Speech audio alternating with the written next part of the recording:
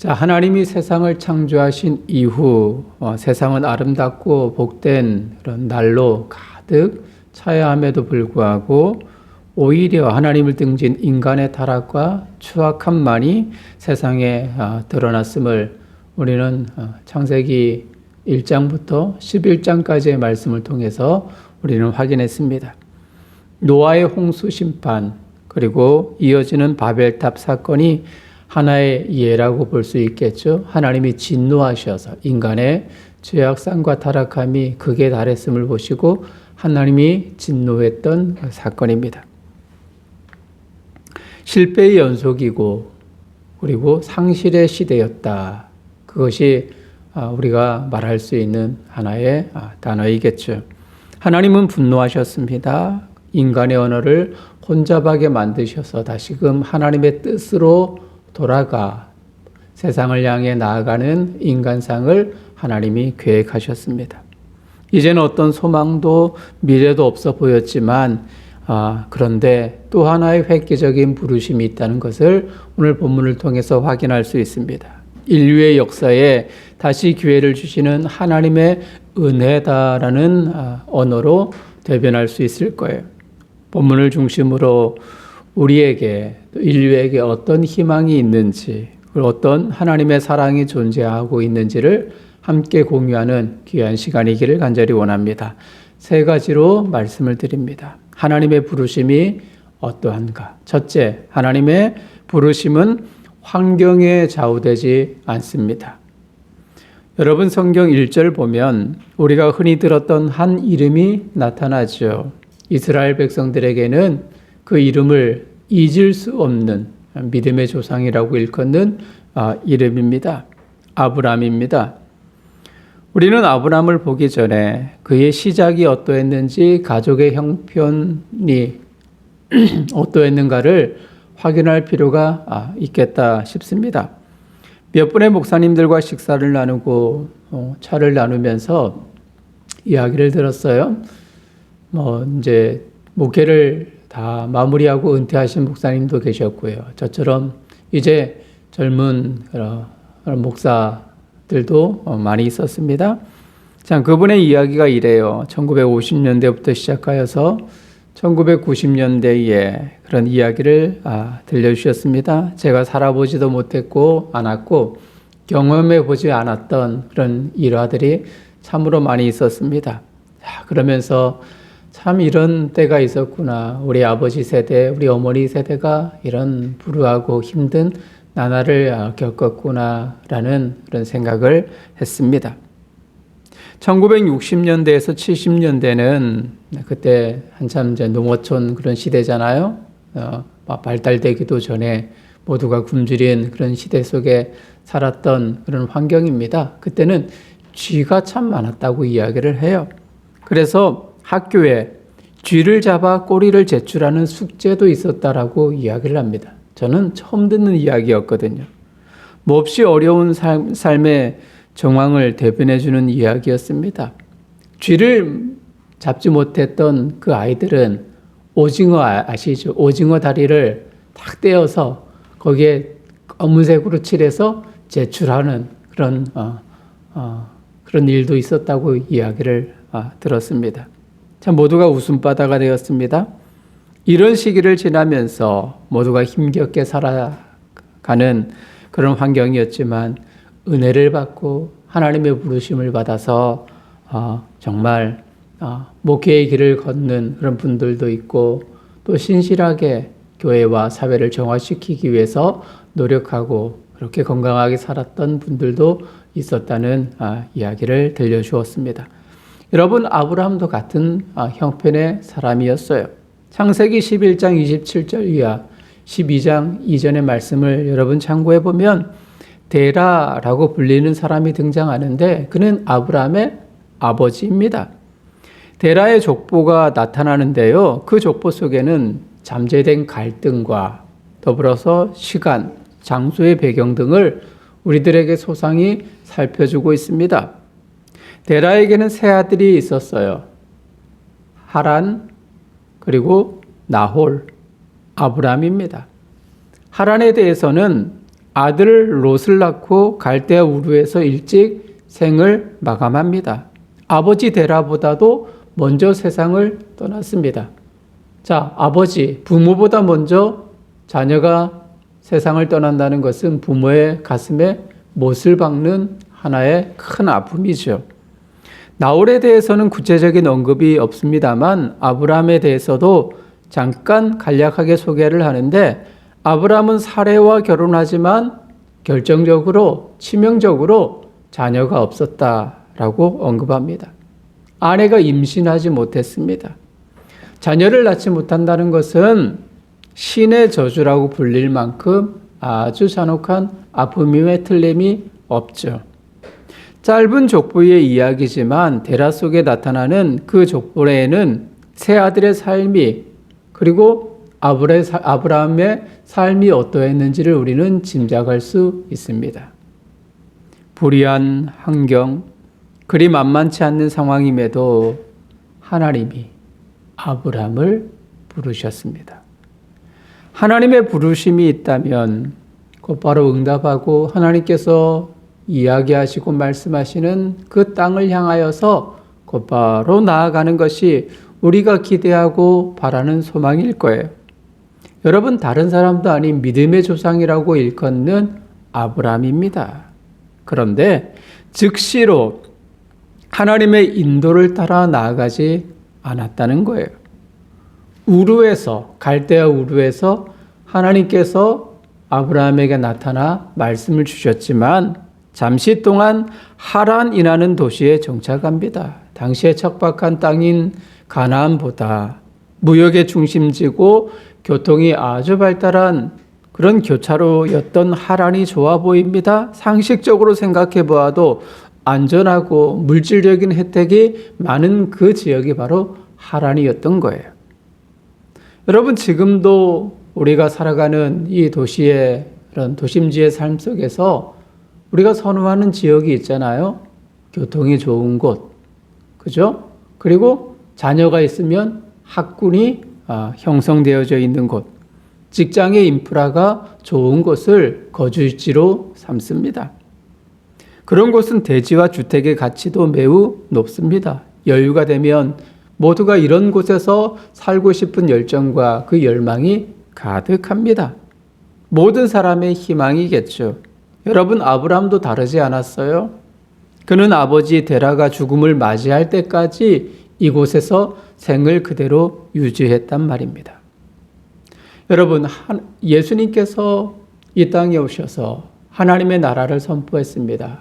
그리고 하나님의 나라를 전하기 위해서 제자를 불러주셨죠? 하나, 둘 부르기 시작하셨습니다. 여러분, 제자들의 면모를 보면 매우 다양하다는 사실을 느낄 수 있어요. 예수님의 제자가 12명이었는데 그중 최대 7명까지 부르심 받기 전에 그들의 직업상이 어떠했는가를 우리가 알 수 있거든요.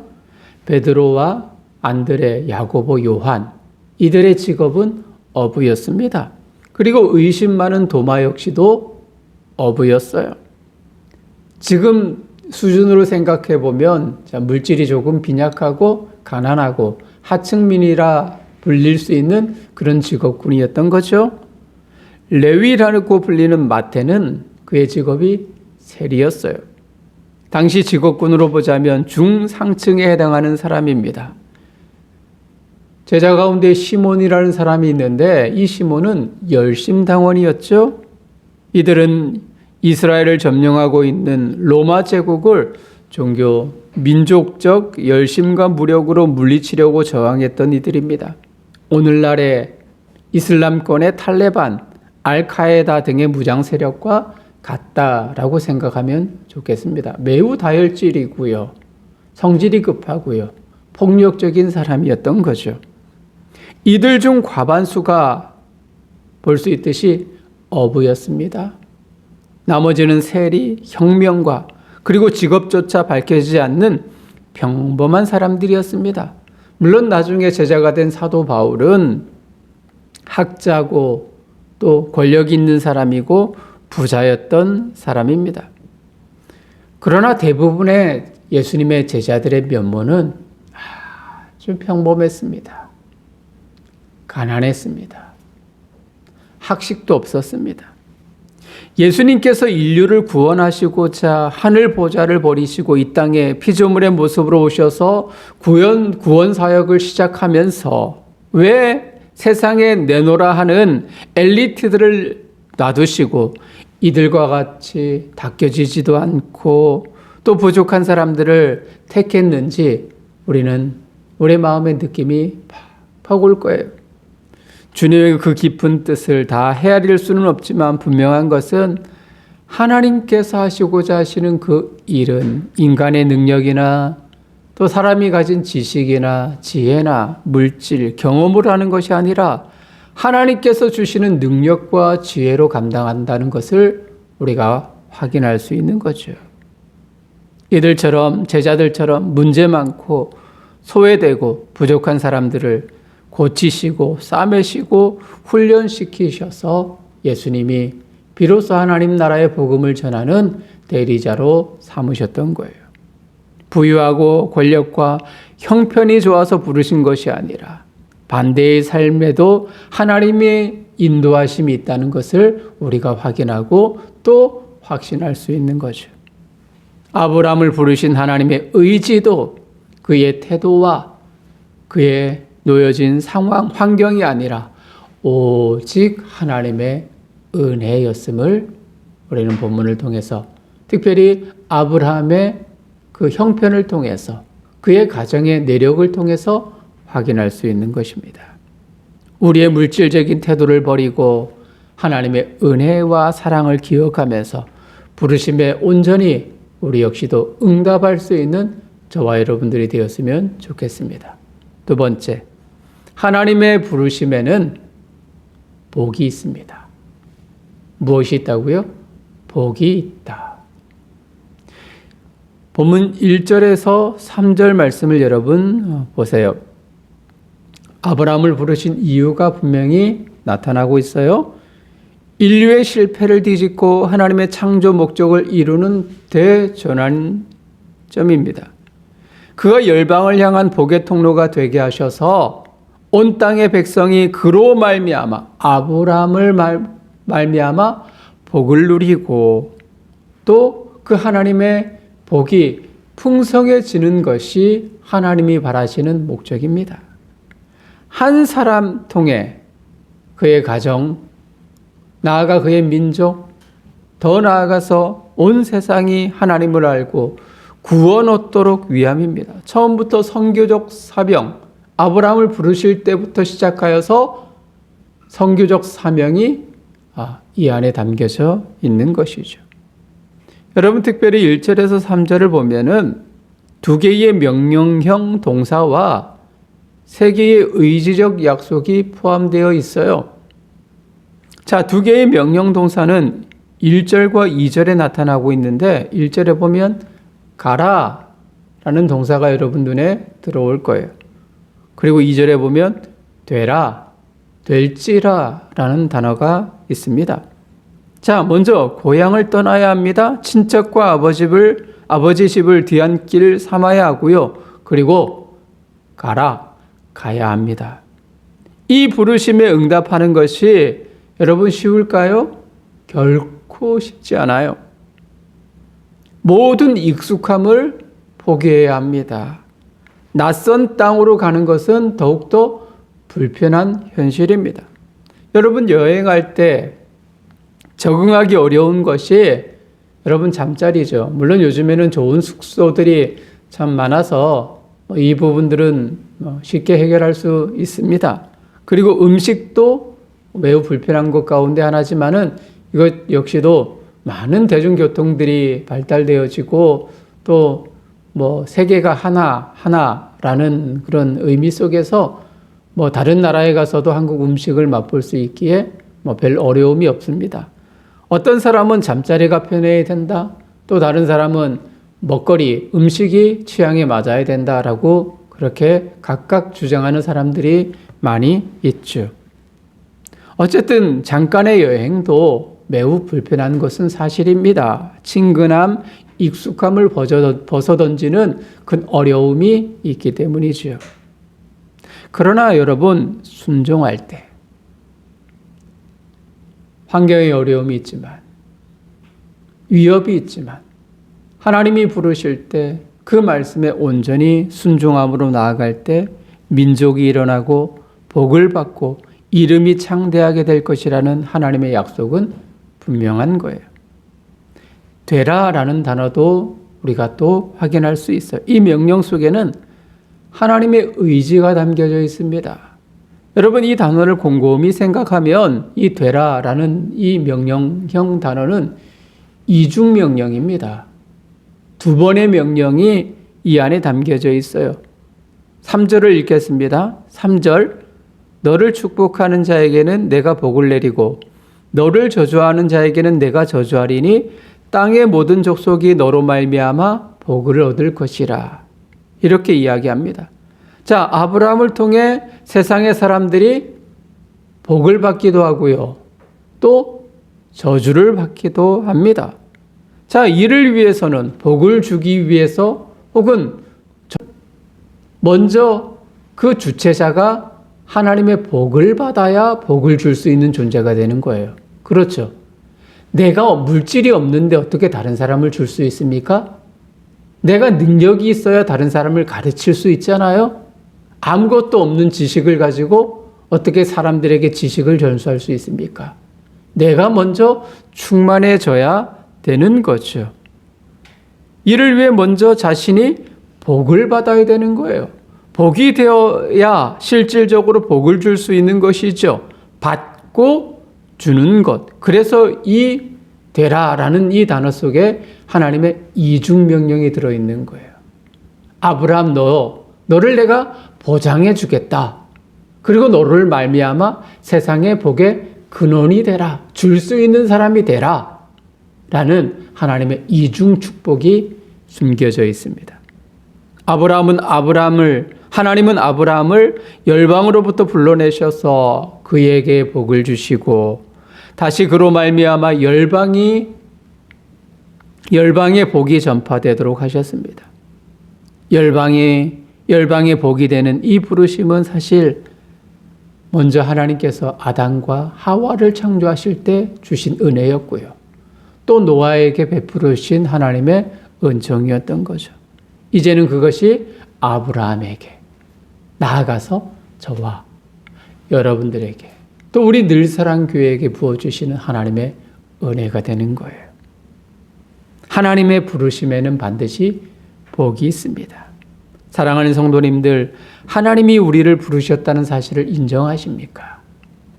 익숙하고 편안한 것들을 포기하고 하나님의 사명으로 부르실 때 기대와 감격만 아니라 두려움과 막연함이 있지는 않습니까? 최근 한국교회가 힘든 그런 지경에 빠져 있다는 것을 여러분도 같이 공감하시죠? 신학교의 신학생 수급이 진행되지 않아서 공경에 처해져 있습니다. 정원 미달 정도가 아니라 절반도 지원하지 않아서 참 어려움을 겪고 있습니다. 제가 입학할 때만 해도 벌써 한 20여 년 전의 일이지만 그래도 지원율이 한 4대 1 정도 되었습니다만 지금은 지원자가 미달입니다. 절반도 되지 않습니다. 이제는 지원만 하면 모두가 목사 후보생이 됩니다. 이 시대의 사람들의 시선이 하나님의 부르심, 하늘의 부르심에 대한 의식도 사라졌다는 하나의 증거가 아닐까요? 세상의 가치 기준인 부, 성공, 그 잣대로만 세상을 보고 교회를 보고 하나님을 보는 그런 시대의 가치, 그것을 대변해주는 하나의 모습일 거예요. 교회 안에서도 임직하게 되어지면 투표 후에는 뒤끝이 좋지 않다는 이야기를 흔히 듣습니다. 명예직, 기득권을 지려고 하는 이기적인 그런 발로죠. 우리는 순수함을 지켜야 합니다. 하나님의 거룩함을 유지해야 합니다. 비록 물질의 복이 아니라 할지라도 하나님의 부르심에는 복이 있다라는 영적인 이 부유함을 잃지 말아야 할 거예요. 확고한 믿음으로 무장해야 할 줄 믿습니다. 하나님은 아브라함을 부르면서 복을 약속해 주셨습니다. 그것도 이중적인 복입니다. 신실함과 믿음을 지키면 하나님의 무궁한 은혜가, 보호하심이, 영적, 물질적 충만함, 그 은혜를 하나님이 보장해 주신다고 오늘 말씀을 통해서 약속해 주십니다. 세 번째, 부르심에는 지켜야 하는 마땅한 의무가 있습니다. 하나님 부르심에 우리가 마땅히 반응해야 할 의무가 있다는 사실이에요. 자, 어떻게 반응했는가? 그것이 중요하죠. 생전에 가보지 않았던 길입니다. 수많은 위험과 불확실한 미래가 있었지만 그는 믿음으로 응답했어요.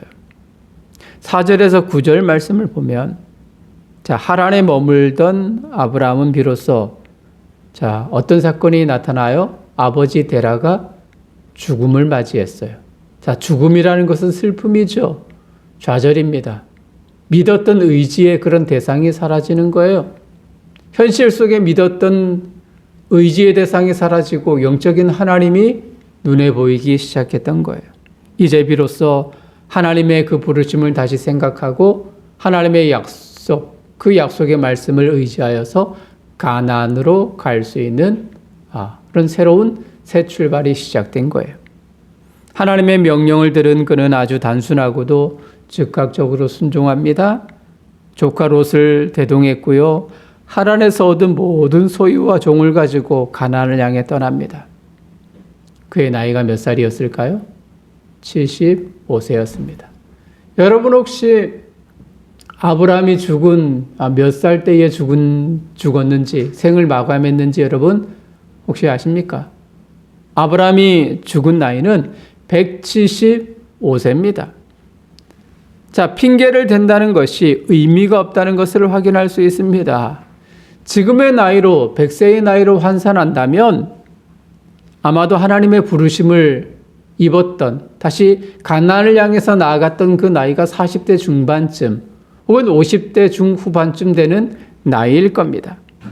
젊음의 때를 지나서 노년의 삶을 바라보고 노후의 삶을 이제는 기획하고 준비해야 할 나이입니다. 그런데 그는 모든 것을 버리고 훌쩍 떠났습니다. 모든 기득권을 포기하면서까지 하나님의 부르심에 응답했다는 것이 참으로 중요한 포인트입니다. 여러분, 사람의 눈으로 볼 때, 인간적인 관점으로 볼 때 하나님의 약속은 지나치고 매우 비현실적이다 여길 수 있습니다. 나이도 많아요. 모아놓은 재산도 제법 있습니다. 그러나 하나님은 우리가 더 큰 믿음으로 하나님이 하실 일을 기대하라라는 그 소망으로 요구하십니다. 하나님의 위대하신 부르심에 믿음으로 응답하기 위해 먼저 지금까지 익숙하게 여겼고 소중하게 여겼던 것과 결변하는 일이 선행되어야 합니다. 고향과 가족, 친척과 친구들, 익숙한 땅과 문화와 결별한다는 것은 대단히 힘들고 두려운 일입니다. 그러나 결단하여 비울 때 하나님이 채우시는 은혜를 경험하고 누릴 수 있는 거예요.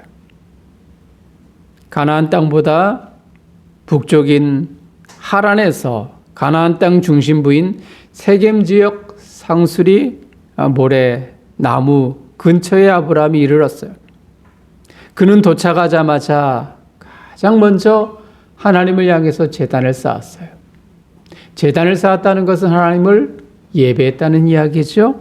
그리고 다시 남쪽으로 이동하여 베델과 아이 그 근처에 장막을 치고 역시나 장막을 쌓습니다.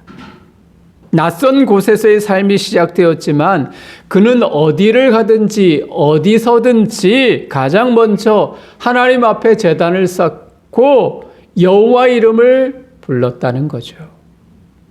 믿음의 표현입니다. 의지의 대상이 하나님이다.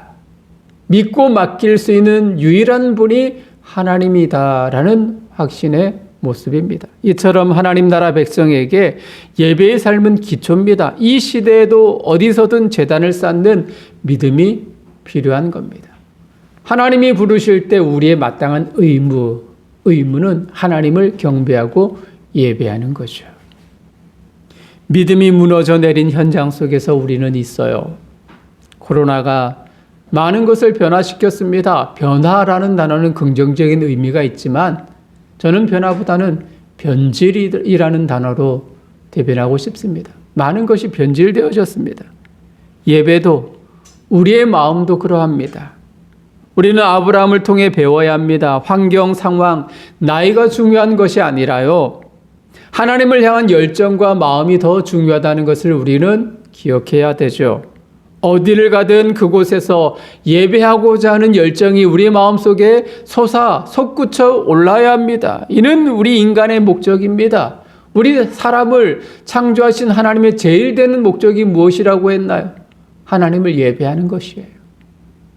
그분으로 인하여 기뻐하는 것이에요. 이것이 우리의 존재 이유인 겁니다. 다윗도 이런 이야기를 했었죠. 내가 하나님의 성전에 문지기로 있는 것이 더 낫다라고 이야기를 했어요. 왕의 자리보다 하나님을 경배하는 자리, 하나님을 예배하는 자리, 그것이 가장 복된 것임을 다윗도 알았거든요. 모세도 그의 나이 80에 하나님의 부르심을 받고 40년간 사역하다가 120세에 죽었습니다. 여러분, 나이로 환산하자면 60대 초반에 부르심을 입은 거잖아요. 70대. 그리고 몇십 년 봉사하다가 하나님 부르심 속에 하나님을 만났잖아요. 사랑하는 성도님들, 저와 여러분의 가치는 어디 있습니까? 하나님을 모셔드리는 그것에 목숨과 삶을 드리십니까? 어느 찬양 모임에서 한 자매가 너무나도 기뻐하며 손뼉치며 두 손 들고 찬양하는 그 모습에 많은 사람들이 감동을 받았습니다. 와, 저 자매는 얼마나 그 마음속에 하나님을 경험하는지, 아, 저렇게 아름다운 모습으로 찬양 드리는 사람이 있을까? 모두가 감동을 받았죠. 근데 얼마 후에 좀 그 집회에, 그 예배에 늦게 들어온 한 아주머니가 계셨습니다. 근데 이곳저곳 자리를 살피면서 기웃거리다가 그 자매 옆에 한 자리가 비어 있다는 사실을 보고는 공손하게 인사를 하며 저 잠시 옆으로 들어가도 되겠습니까? 이런 청을 드렸는데 그때 손을 들고 기쁜 모습으로 찬양하던 그 자매는 방해받는 것이 불쾌하다는 표정으로 짜증스럽게 어휴 라고 표정을 짓고는 자리를 비켜주지 않고 여전히 두 손 들고 찬양하는 그 모습만 보였다는 겁니다. 아주머니는 당황한 표정을 짓다가 다른 곳으로 자리를 찾았다고 하죠. 여러분 묻습니다. 이 자매가 진정으로 예배하는, 하나님을 경배하는 사람이었을까요? 저는 아니라고 생각합니다. 형식적으로 혹은 흉내내는 것이었습니다. 오늘 본문에 나타난 아브람, 그는 형식적이지 않았어요. 흉내내지도 않았어요. 정직했습니다. 하나님을 향한 올곧은 마음이 그의 마음이었어요. 하나님의 부르심에 마땅한 의무, 모든 정성과 마음을 다하여서 형편 따지지 아니하고 하나님을 예배하는 그 자세, 잃지 않았단 말입니다. 누가 보든 그렇지 않든 우리가 서 있는 곳에서 가정이나 직장이나 삶의 터전에서 하나님을 향한 경배, 하나님을 섬기고자 하는 그 열정이 우리가 가져야 하는 의무인 것입니다. 말씀을 마무리합니다. 세 가지를 살폈습니다. 하나, 부르심에는 환경과 상황이 중요하지 않다. 또 다른 하나는 하나님의 부르심에는 하나님께서 허락하시는 복이 있다. 이중적 복을 하나님이 약속해 주셨죠. 그리고 마지막, 부르심에는 성도에 마땅한 의무가 있다. 여러분 마음에 울림이 있는 대목이 무엇입니까? 내 환경, 상황, 교회의 크기를 따졌다면 이제는 상황과 내 형편보다 하늘의 음성에 귀를 기울여야 하는 마음의 결심이 있어야 되겠죠. 그리고 하나님의 복을 받기 원한다면 순종의 삶이 선행되어야 한다는 것을 깨달을 수 있습니다. 언젠간 하나님 주신 은혜를 경험할 수 있음을 잊지 말아요. 그리고 언제나 어디서나 하나님을 예배하고 그 예배자로 서 있는 것이 성도의 마땅한 의무다라는 사실을 마음에 새기기를 원합니다.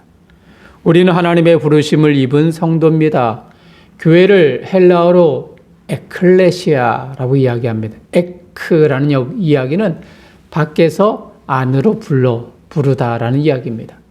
교회는 밖에서 방황하고 갈 길을 잃어서 헤매는 그 많은 사람들을 하나님의 목적, 구원을 향해 걸어갈 수 있도록 밖에서 안으로 초청한 무리, 그 공동체를 교회라고 이야기를 합니다. 이곳에서 훈련받고 은혜받아 세상을 향해 다시 나아가는 공동체죠. 아브라함을 통해 가정과 민족이, 세상이 하나님을 경험하도록 하나님이 지정해 세워주셨습니다. 여러분, 주기도문 기억하시죠? 예수님이 가르쳐 주신 주기도문 속에서도 이런 기도가 있어요. 하늘의 뜻이 이루어지듯이 땅에서도 이루어지기를 바라나이다. 그리고 하나님의 나라가 이 땅에 오기를 원하나이다. 예수님이 가르쳐준 주기도문 속에 이런 기도가 있어요.